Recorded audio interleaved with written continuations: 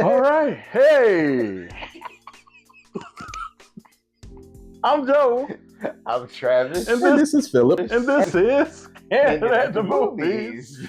This time we're going to talk about 28 years later. And it does star Aaron Taylor Johnson, Jodie Comer, Ralph Fiennes, and it's a very interesting story. I have not seen 28 Days Later, so I came into this fresh. It is. I really enjoyed this one. Yes. And honestly, I don't think that you need to go back and rewatch any 28 days or 28 Weeks later. weeks later. You can or- just watch the first one, if anything. Yeah.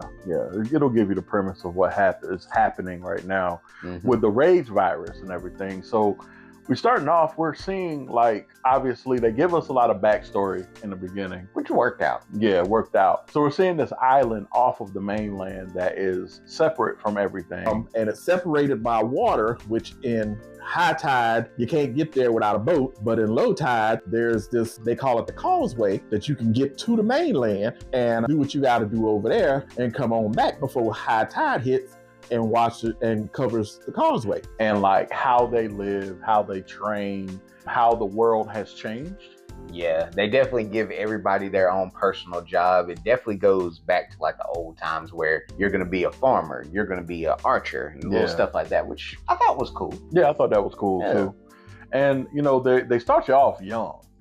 Very young. Yeah. Yeah, once you hit 12, you're out here learning how to kill these. Yeah. Yeah. Well, they're not people anymore, really. No, they are butt booty naked zombies.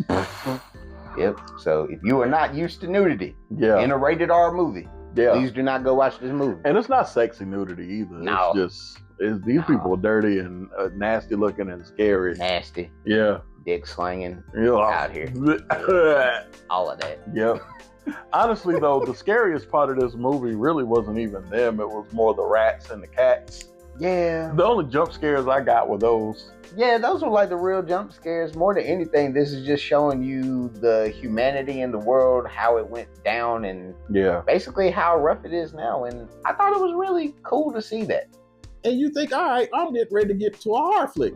No, we got a curveball. Because then it changes from focusing on the zombies to seeing if this little boy can find a doctor for his mom, because she's got an ailment that he believes this doctor can fix. So he ends up taking the mom to the mainland to see if they can find this doctor. And the boy learns lessons while he's there about life and death. I was perplexed at the way that the story went with the mother and the Dr. Kevorkian. Yeah, that storyline, like, it was odd. It made sense. Yeah. But it was one of those things, like, a lot of this felt thrown together. Yeah. And they added stuff where they were trying to make it like an older movie, especially with the camera work, where it was like hard to see stuff and it's like very breakneck speed. Yeah. And the sound, you and me both admitted, sound was horrible at the beginning. Sound was really bad. Yeah. And then it got better towards the end of the movie, but it was odd at times, like you said. Yeah. I was perplexed. I was very perplexed as to the choices that the young son made. But obviously, I think the most frustrating thing about horror films is yelling at the screen and telling them not to go a certain way, and they don't listen. Yeah. That's the number one. I will give you that. That is number one. They don't ever listen. That, and we're not going to spoil anything. The director's choices that they're leading up to a sequel to the movie is very weird. It is. Like, very weird. The initial ending, you get the mind state of, okay, you got the music pumping at the end. Like, all right, cool. This is how we're going to end. This is a little cliffhanger. And then their new cliffhanger that they gave you. It's almost like you got not necessarily 3 movies, but a three episode TV thing wrapped into one. Like we said on TikTok, felt like a whole episode of Power Rangers at the end, where you just like, where did this come from? Shout out to Remy. Shout out to Remy, because that's all you need to know, because that is him. Yep. That's all you need to know. That is him. They got a sequel coming out in January, and it's by the director that did the Candyman series. So I'm interested. What are they naming it? You know? 28 years later, the Bone Temple. Oh, okay. So it's supposed to be a whole cult this time. Oh, okay. So you could tell they were a cult. They all dressed alike and. Yeah, We're not lying about that part. I wish we were. We're not lying. Being the person that saw the original 28 Days Later and the non-canon sequel of 28 Weeks Later, Hollywood, fuck y'all. The fact that I had to find out all these years later that, this was non-canon and the stuff that happened is not even gonna matter in this one, fuck y'all. I'm gonna say more than anything, I was thoroughly entertained with it. Aaron Taylor Johnson played the hell out of his role, even though it was very limited. Jodie Comer played the hell out of her role, even though it was very limited. You just gotta remember, this is focused on the child. And the child did a good job. He looked 12. He wasn't like in the 90s, 22 supposed to be 12. So he did a great job. I'm interested in his story. I'm more than anything, I feel that general public audiences are not going to like this movie just because general audiences, sometimes y'all need stuff spoon-fed to you and a lot of y'all don't do homework. So we know y'all didn't see the original one. So I think people are going to not like this movie because they're just like, this stuff happened.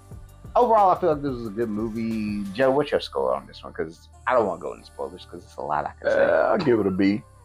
Definitely worth a shot, worth looking at. I mean, the sound really threw it off for me. Yeah.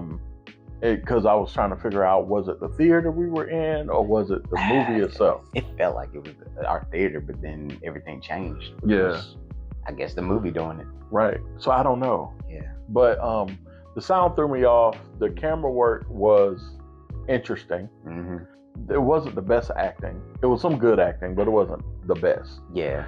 But overall, I think the story was good. It kept me intrigued. It kept me wanting to watch more. So that's why I give it B. I'm actually going to go with a B- because I felt that the story was okay. I feel like we didn't use Aaron Taylor Johnson enough, even though I know this was more focused on the son, which the son did okay. Yeah.